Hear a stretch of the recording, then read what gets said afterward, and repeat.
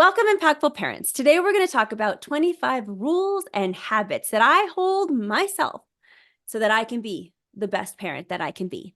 Speaking as a parenting coach and a mom of 4 kids. Hello, my name is Christina Campos, and I'm founder of The Impactful Parent, and I help parents of school-age children turn their chaos into connection with their adolescent. I'm a mom of 4.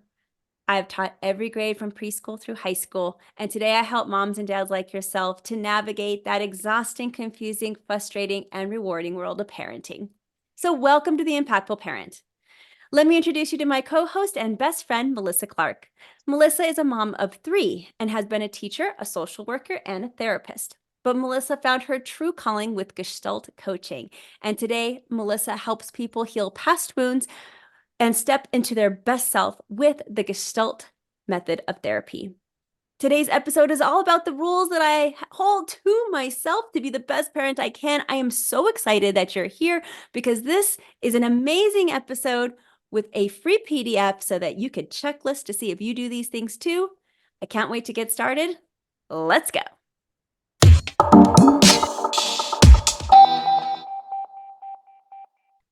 Okay, so Melissa, I'm really excited about this episode because in our last episode, we did a interview with a fabulous guy who was talking about his secret sauce to parenting. And basically what he did was he created habits that any person who's really successful would emulate. And we had a great conversation with him. I highly suggest you check out that episode. But that got me thinking, Melissa, what are my secret sauce formulas to being the best parent I can be? I certainly have them to try to be the best parent I can be, not only for my 4 kids, but as a parenting coach. I started writing down like things that I just tell people over and over and over again, like get these things solidified, get these things down packed. And so I wanted to start off the new year and the end this year with what are those secret sauce formulas that I personally do and implement even in my own home. Now, the bad part about it is that I came up with 25. And I know you're looking like, oh my God, can't you just like make that smaller? I probably could. But the thing about it is that parenting isn't easy. And it takes a lot of time. It takes a lot of effort, right? And it takes all 25 things to kind of work together simultaneously to create a really good environment for your kids to grow up in. So we're just going to make this into a 2-part series. Sounds good. All right, so let's get started. Number one is to buy or rent a house in the best neighborhood that you can afford. So statistically, it just comes down to neighborhood matters. You're not the only influence in your child's life. So where you live tends to dictate where your child goes to school and the people they hang out with. And to make sure that your child has like the best opportunities, the best chances, the best circumstances for success, I highly suggest renting or buying a home in the best neighborhood that you can afford because it's just going to increase those chances. Now, is it a foolproof thing? Absolutely not, right? But it does help to give your child, the best start that they can. I love that one. That is really good and not one that most people would think of. Number Good one. 2, you want to be strict with your child when they are young and ease up as they get older. And this is exactly the opposite of what most parents do. They see this cute little child with the pigtails and they're so adorable and they're toddlers. And so what do? They're more lenient with a toddler or a really young child and then really try to knock it down and throw those boundaries to your teenager because they're trying to keep that teenager safe and, within rules and boundaries. But actually, in my opinion, the opposite is really what should happen. You want to set those boundaries really strict in the beginning because you're trying to set yourself up as the authority figure in your home, the person that your child has to listen to, that's going to be giving you the best advice, that also is there to protect them. You're going to set that up in the beginning. And as your child gets older, they're going to crave independence. and you absolutely need to give it to them. So as your child gets older, hopefully you have set them up with the tools that they need to make good choices. But in the end, you're actually easing up on some of those boundaries and allowing your child to make choices for themselves. That's a very good one. And I can actually relate that to especially substitute teaching, but teaching in general is the teacher needs to set those expectations, set the boundaries, be coming in pretty hard and strict. And then as they get to know the students, and they can ease up a little bit, but it's way harder to do it the other way around of coming in just wanting students to like them or just wanting your kids to like you. And then trying to set those strict boundaries is really hard to do it that way. Now, number 3, allow your child to do as much for themselves as possible. Don't do anything for them that they can do for themselves. This includes laundry, pickup, homework, lunch boxes, even light cooking. And the only exception I have to this is that it's okay to cook a good meal for your child every day. You don't have to make your child cook their own meals if they know how. Just I would have them make their own lunch boxes, maybe make all their snacks for themselves, and it's okay to cook a meal for them, but you're still trying to get them to do some of the light cooking themselves. And what this does, it goes back to a theory with actually our elderly, that you're giving a disservice to them if you're doing things for them. You really want to allow them to do whatever they can when they can. And this is preparing your child for their future. So much we coddle our kids and we just do too much for them. And that's, again, going back to that disservice. We're teaching our kid to rely on us instead of teaching them independence. And this is a tough one, especially with little ones, because of course we want to save time. And if they're taking forever to get their shoes on and their jacket on and everything, it takes so much longer to let them do it on their own. But man, once they get it and they can learn and figure it out, then it's going to go a whole lot smoother down the road. But it is tough because it seems like it would be more efficient just to do everything. But yeah, it's a long run. And that's the whole point, right? With all of these points, I feel like it's the same message of put in the time and effort now, because the outcome is what we're going for, is having healthy, productive, functioning adults. Number 4, when your child gets in trouble, allow your child to experience natural consequences as much as possible. I like to encourage written apologies and then debriefing bad choices after the fact so that they can learn from mistakes.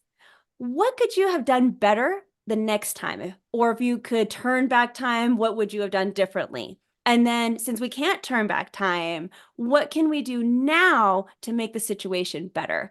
Yeah, I think that's such a good one. And that actually relates to our last podcast that we were talking about with when William was talking about asking them questions, not just telling them and not just lecturing them about all of the things that they've done wrong, but it's really getting them to think and take that accountability for themselves by asking questions of what could you have done different? How could you fix this? And I think that the natural consequences is really key here.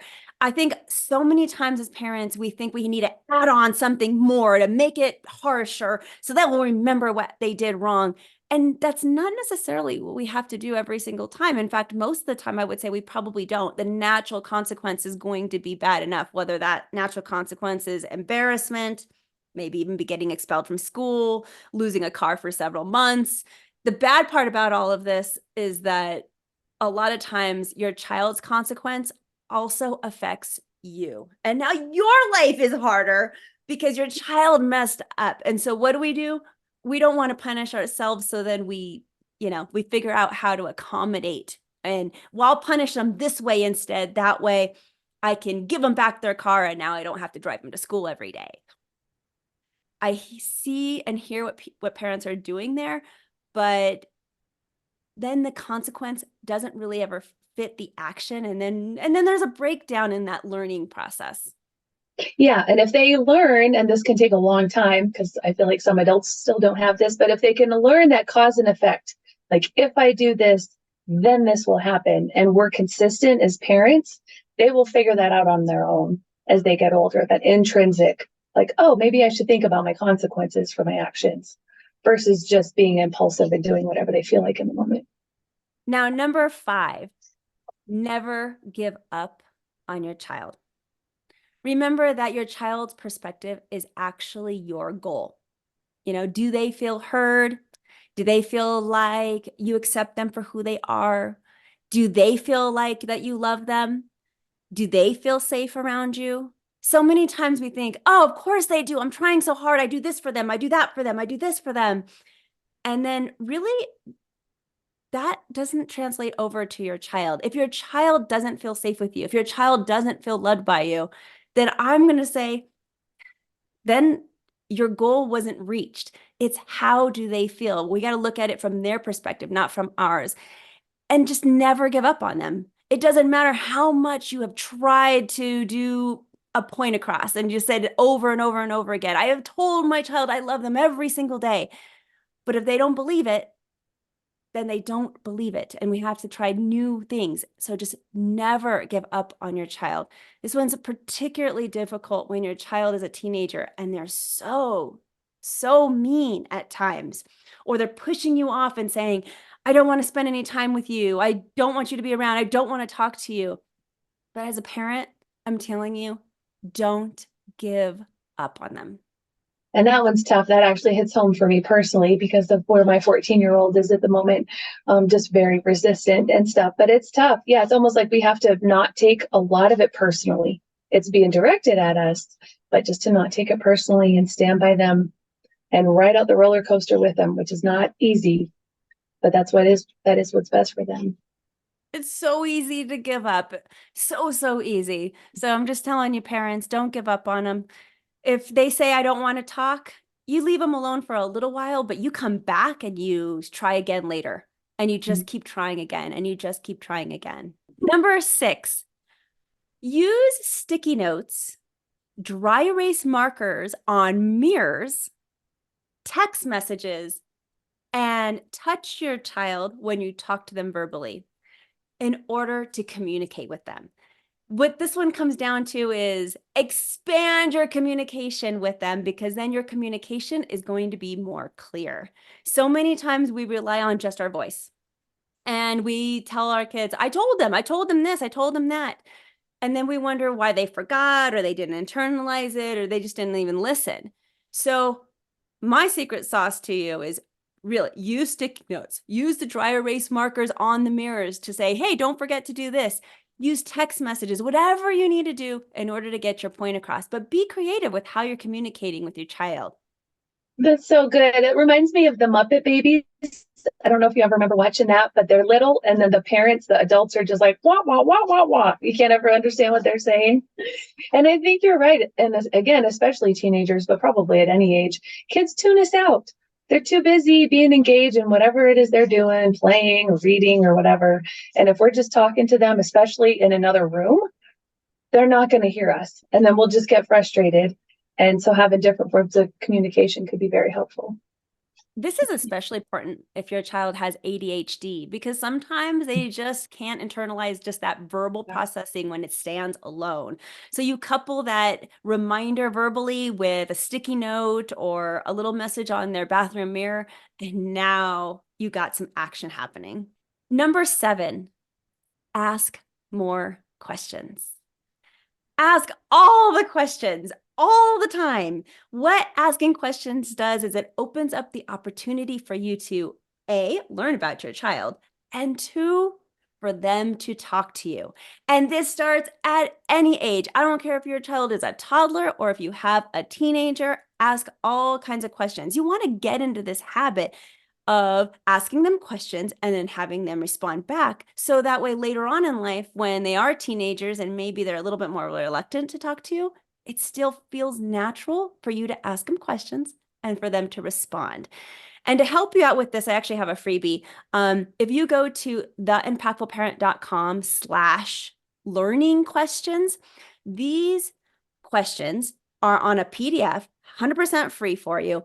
And basically, these questions are questions that I ask my own children in order to figure out what happened in a situation when maybe they made a mistake and how they can learn from that mistake. So these are questions where I'm not lecturing anymore when my child has to learn something because they did something really stupid. Instead, I'm asking them questions to pull it out of them, and it's awesome. My kids love it because I'm not lecturing anymore. I actually do this a lot with my clients in coaching too, is to help them come up with their own answers and their own stories and their own solutions instead of just telling them what I feel like they need to hear. I think that's super helpful. And it's modeling for our kiddos that it is okay to ask questions and to be curious, just to be exploratory. So that way when they go out into the world and they're in social like awkward situations, that they can just come up with a question to ask and try and engage with other people. So I think that's hitting a few key points for communication for kiddos.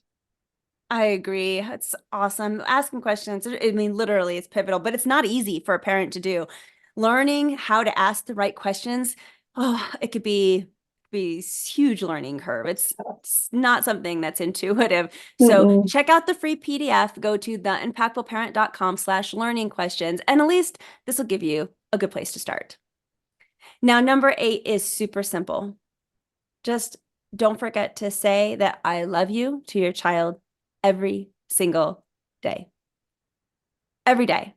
And this goes back to, hey, it may be in different ways. Sometimes you might want to write it on the bathroom mirror. Sometimes you might want to just send a text message, but vary up how you're telling your child that you love them.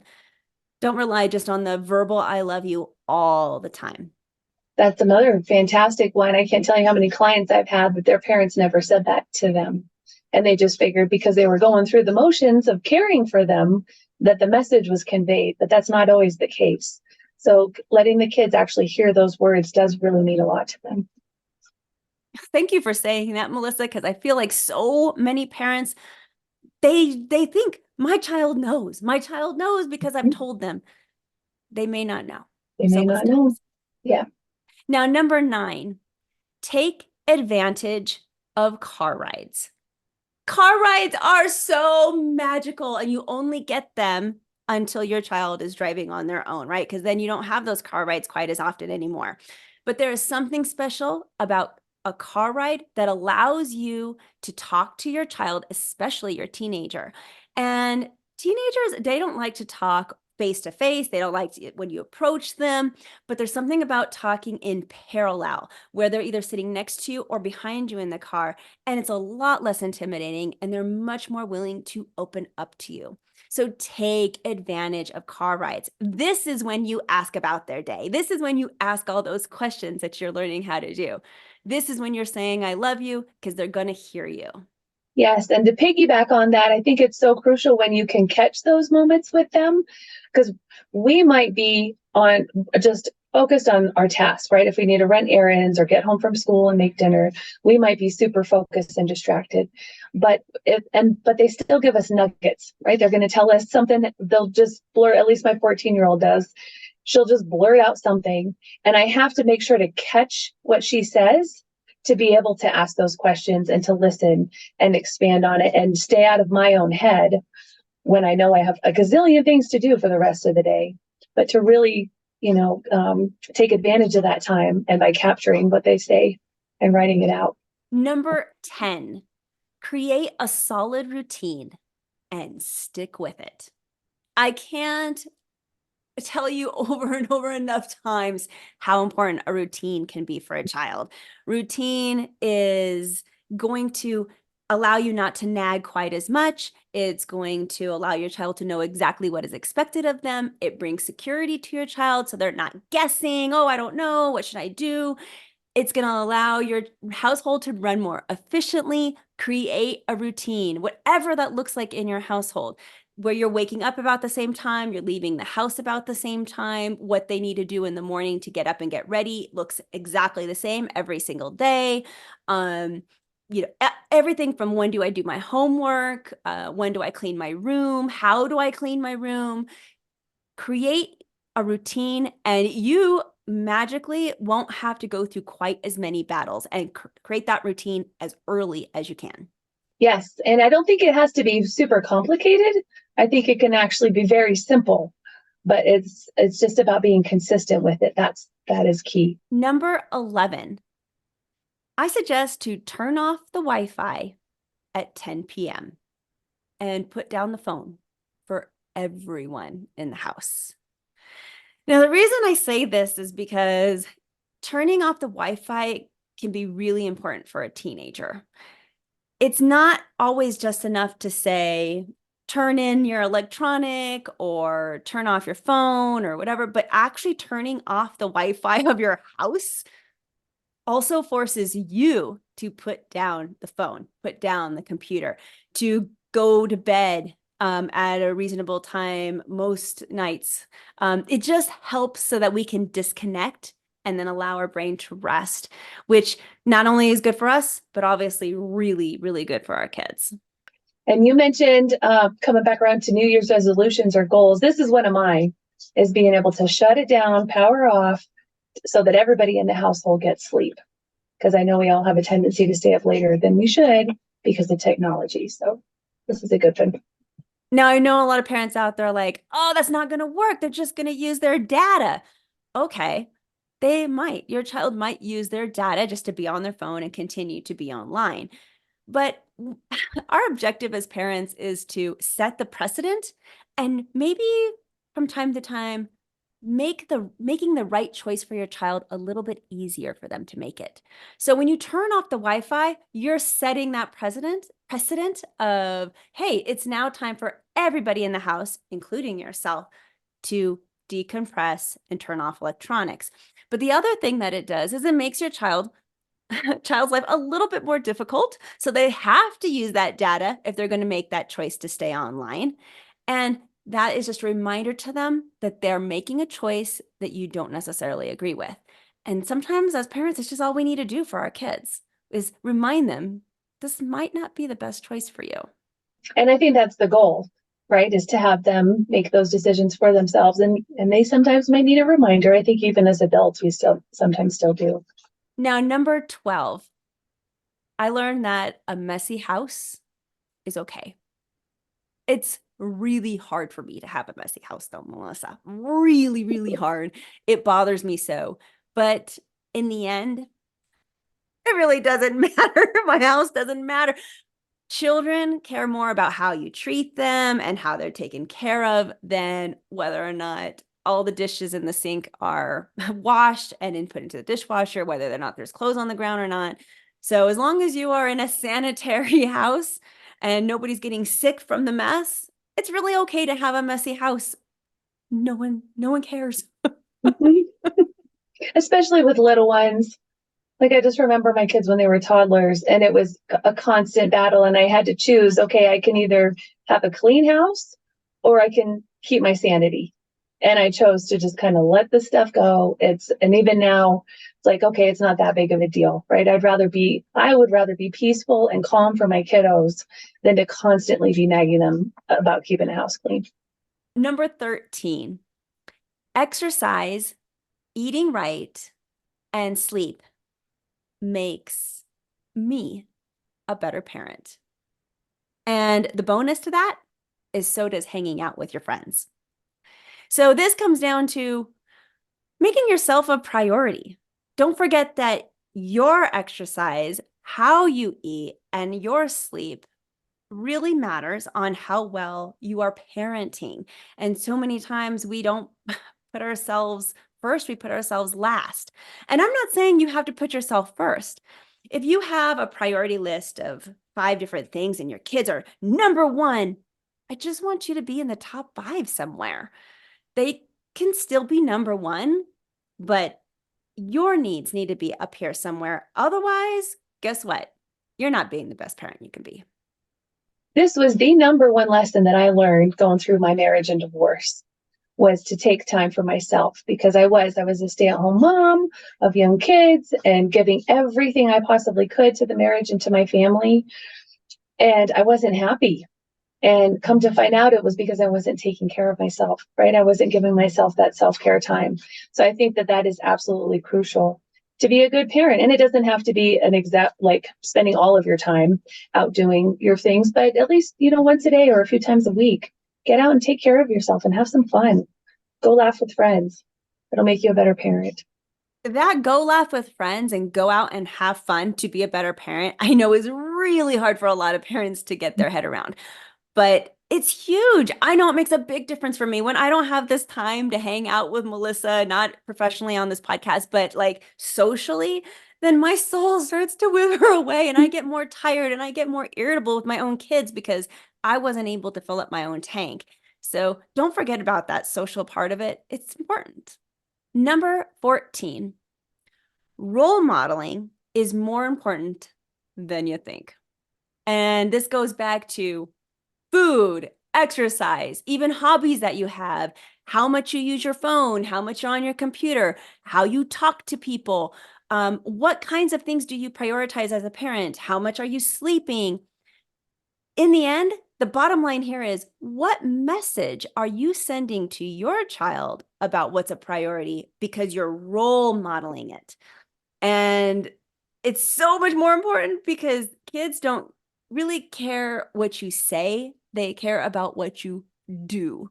And so you could be saying, get some sleep, get some sleep, get some sleep. You need to turn your electronics off. But if you're not doing it yourself, you're not role modeling the right message. Therefore, they're not going to listen to you. So don't forget, the role modeling is way more important than you may realize. And even from a young age, those babies are watching us, right? All through growing up, they're watching us. And they can start to push against us a little bit as they get older, but it's because they are paying so much attention to us. And we don't think that they are all the time, but they really are. That's how they learn. Now, number 15 is lead the charge with volunteer work instead of donations.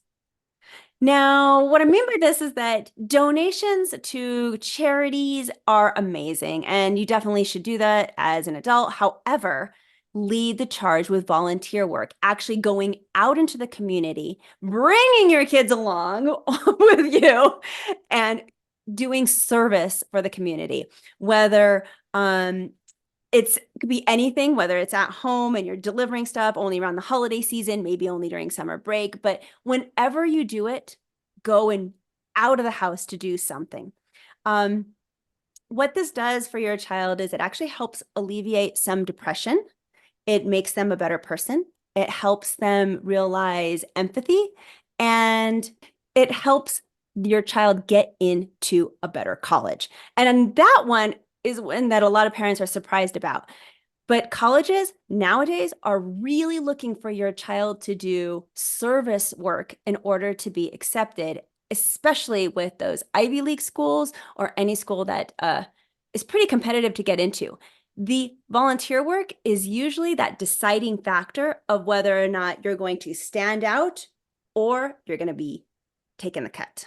And it gives them perspective for the greater world, right? I remember I was 17 and I remember going to Honduras on a service trip with my aunt and uncle, and it changed my world, right? I was used to living up in the mountains, very white, very privileged area, and going out to a really tiny village out in Honduras with no electricity or running water.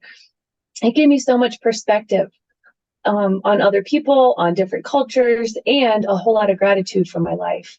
Number 16, don't freak out.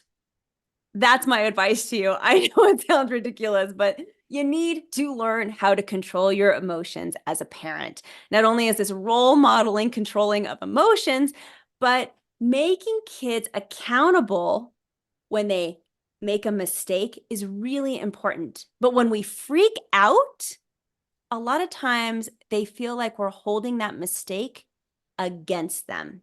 So what ends up happening is now they're afraid to tell you that they messed up. And all of this stems from you freaking out because when they told you, you went berserk. This is really difficult to do because when your child comes to you with, hey, mom, I just wrecked the car, you want to freak out. You are going out of your mind with anger, fear, like the whole rush of emotions. But this is where, as a parent, I'm telling you, learn to not freak out. Learn to take that breath, to step away, to take the time you might need before you address your child. Because when you freak out and you start yelling and screaming at them, well, put yourself in their shoes. If somebody was yelling and screaming at you when you were making a mistake and admitting that mistake, would you want to tell that person again next time? Absolutely not. You wouldn't. That you now become a place where it's not so safe to talk to that person because you're going to get a lecture or you're going to get screamed at. So learn to control your emotions. This is actually going to go a really long way. I completely agree. And it's another one that it's like start young, start when they're young, and allowing that space for them to, oh yeah, mom, I spilled some milk. Okay, let's go and clean it up. And it doesn't have to get emotional, so that they learn that you're a safe place to come to. Because yeah, when they're a teenager and they're at a party and they need a ride and they're not supposed to be around people that are drinking or whatever, you still want to be that safe place for them to call and say, hey, I made a mistake. I shouldn't be here, but I need to get out of here. And so you want to be that for them. And just because you're not freaking out, remember, you're making your kids accountable for their actions with the consequences of whatever their action does, but you're just not going to hold it against them forever because everyone's going to make mistakes. Number 17, do what your child wants to do in order to bond with them, not what you want to do. All right. This one's also tough for a lot of parents because they assume that their child wants to go to the amusement park, wants to go to the park, wants to go to the zoo, wants to play that game with them. And they never ask the child, hey, do you want to go play this game? You want to go to the zoo? Instead, they say, hey, I got movie tickets tonight. We're going to go see the new Blockbuster. All right. And they're excited, but the kid may not be excited. So this is a parenting mistake I see all the time. Make sure that you're doing what your child wants to do in order to bond with them, not what you want to do. So I also am going to recommend that you spend at least 15 minutes a day one-on-one with each kid that you have. 15 minutes. Now, it doesn't sound like a lot, especially if you have only 1 or 2 children. But once you get into the 3, 4, 5 and more children, finding 15 minutes a day to be with only them, it could be a little bit more challenging. But I see a lot of parents do this right before bedtime, maybe that car ride and going to and from school, whatever that might look like in your day. But check in with each kid one-on-one, no siblings allowed. And then when you're looking for that bonding time, again, go back to, what do you guys want to do this afternoon? And get their input. And again, this is an investment, right? Starting from an early age, it's investing this time in them and investing in your relationship with them so that you'll have that bond continuing on into adulthood. Number 18 is give your child as many choices as you can within the boundaries of your house rules. I crafted that really carefully because I say within the boundaries. A lot of times parents mistake giving their child a lot of choices with not having the boundaries. And that's not what I'm saying here. So as your child gets older, they need more choices. They're going to be craving them. They're going to be asking for them. And if you don't give them the choices, they are also going to start rebelling against you. But you want to give them choices because this allows your child to grow up, to make a choice and learn from it, whether that learning experience is good or bad. So let's take, for example, you have a toddler and your toddler is insisting that they tie their shoes, but you need to get out of the house, right? You got to get out of the house in 15 minutes. So you tell your toddler, we got to get out of the house in 15 minutes. You have 15 minutes to put on your shoes. Now, you just set the boundary, but once your child can't put on their shoes, you may have to tie their shoes quickly, but now you got to get to the car. Now, because you just taken away their choice by tying their shoes for them because they took way too long and you just need to get out of the house because that was your boundary, you need to give them a different choice. So how are you going to get to the car? Would you like to jump to the car and be kangaroos? Would you like to have me carry you to the car? Once we get into the car, would you like to pick your own music to listen to? See how when I took one choice away from my toddler, I gave them several others in replacement. And that's what I'm talking about here. Just because you give your child a boundary, you want to give your child also as many choices as you can within that boundary. Yeah, and that goes on up into with teenagers, right? With my kiddos, it's like, okay, you guys need to take a shower. You can either choose to take it in the evening or you can take it in the morning before school, but you need to take a shower. Number 19, give your child chores and responsibilities around the house to earn their keep. I mean, this is just statistically proven to help kids. Look it up. There are statistics saying kids that have chores and responsibilities around the house end up being more responsible, end up being more successful, end up knowing how to contribute to the bigger organization. So do it.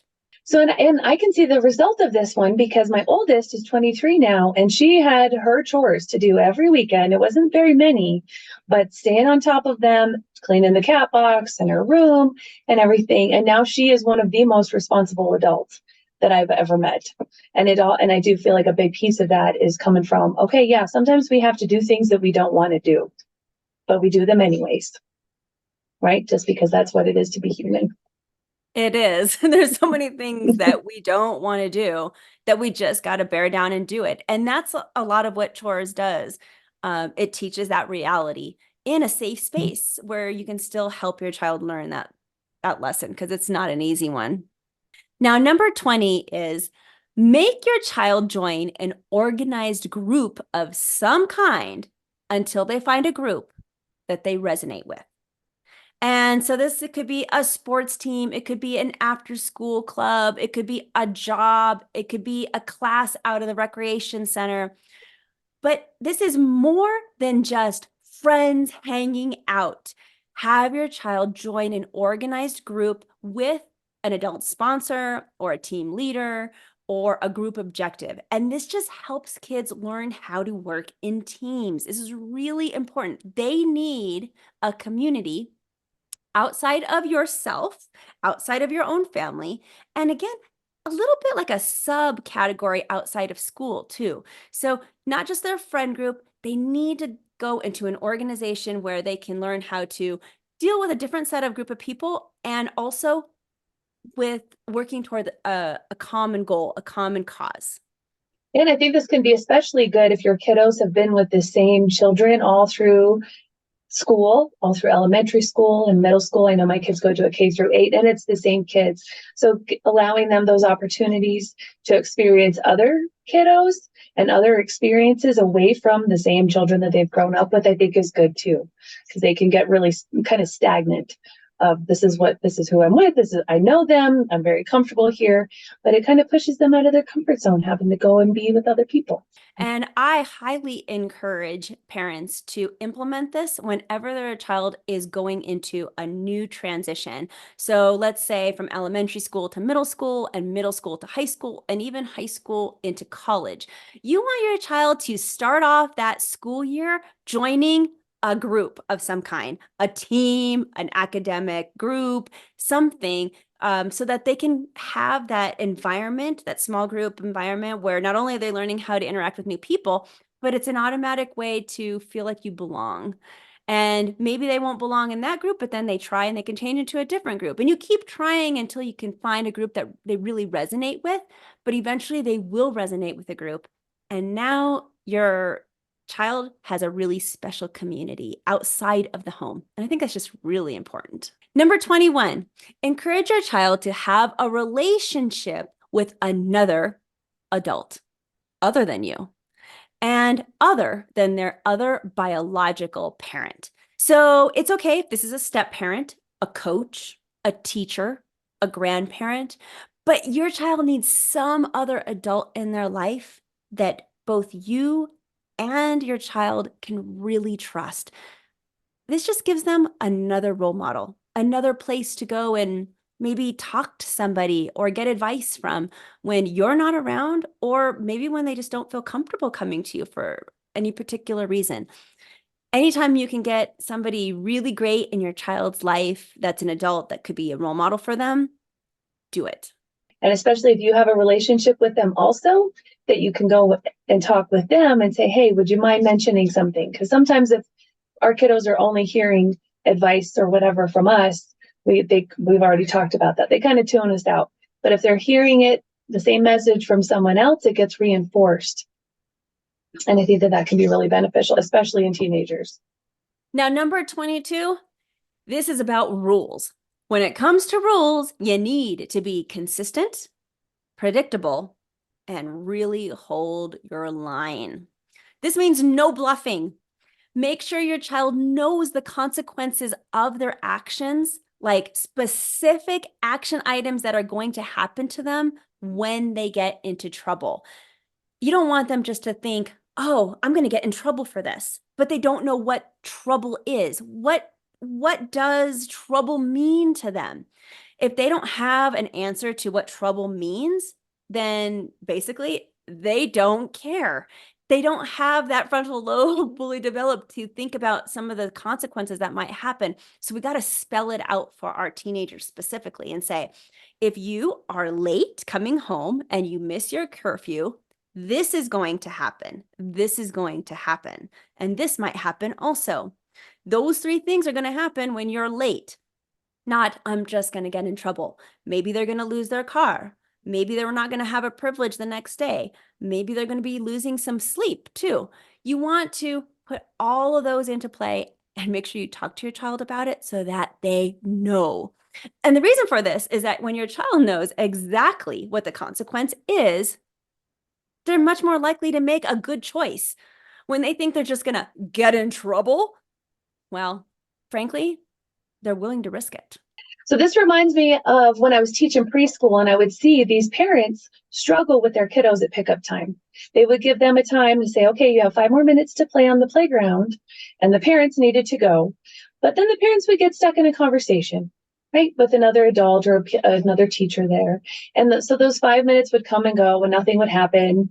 And then the parent would come back, okay, no, actually, kiddo, it is time to go. And so the time just keeps getting pushed off and off and off. And you do that enough times, the kids at preschool age, they don't have that concept of time as strong, but they know that you don't mean it, right? If it's, oh yeah, we're going to leave it just a couple minutes. And if you don't, they will pick up on that. And so the next time when you actually do really need to get going, they're not going to take you seriously.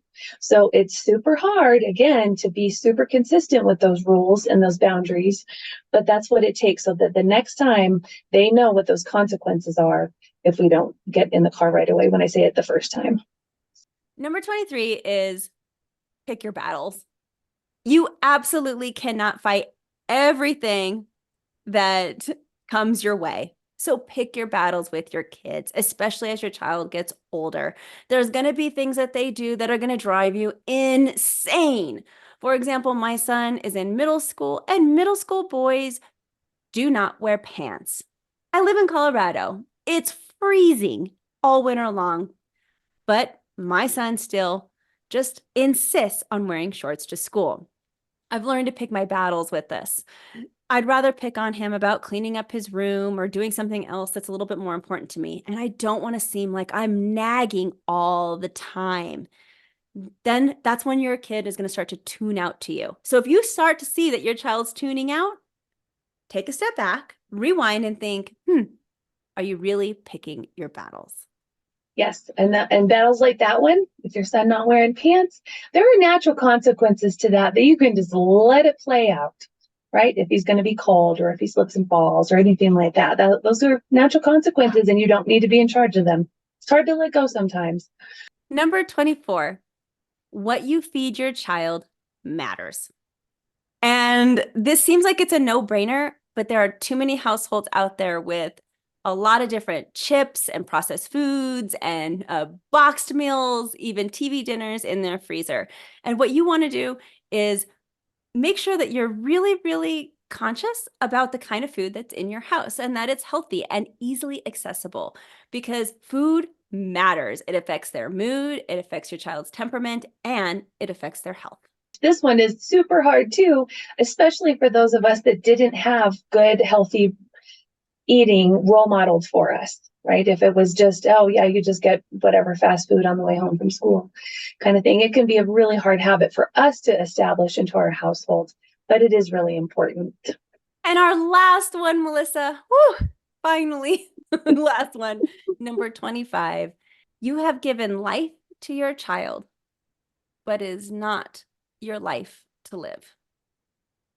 And I saved this one for last because that is one of the most difficult parenting lessons that I've had to learn yet. Just because we had this kid doesn't mean that we can control everything. We can't. There's no way. It is their life to live. In the end, they have to make their own choices. They have to find their own way. They have to make their own path. And you have to let them succeed and fail on their own. And us as parents, we're here just to support all of that, to give them the resources and tools and coping mechanisms that they need to make the best choices, to help them as best as we can. But in the end, it's not up to us because it's not our life to live. Mm-hmm. So difficult to let go.